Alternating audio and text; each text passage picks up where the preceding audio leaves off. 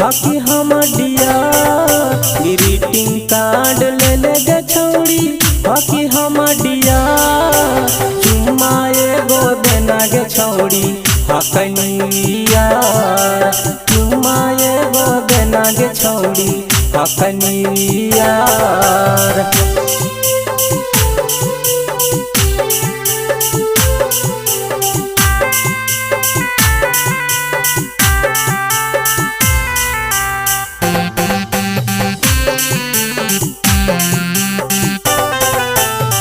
गदरल जवनिया तोर 16 साल उमरिया गे हम नाम कर गे छौड़ी चढ़ली जवनिया गे।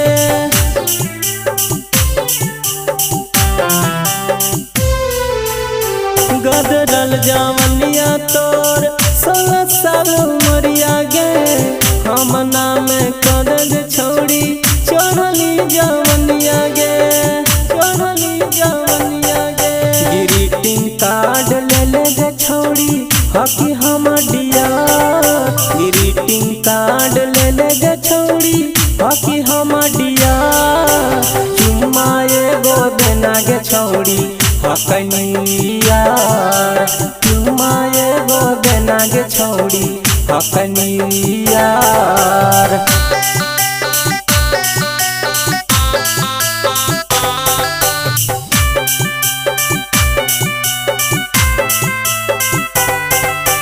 राम बियर पिलेबो गे छोड़ी घूमेबो ककौलत के झरना गे दुनिया चाहे जे भी सोचताई के करो से नहीं डरना गे।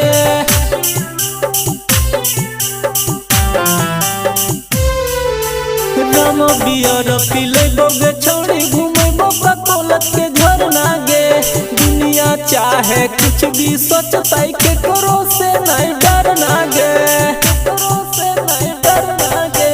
ग्रीटिंग कार्ड ले ले गे छौड़ी हकी हम डिया ग्रीटिंग कार्ड ले ले गे छौड़ी हकी हम डिया चुम्मा एगो देना गे छौड़ी हकनिया चुम्मा एगो देना गे छौड़ी हकनिया।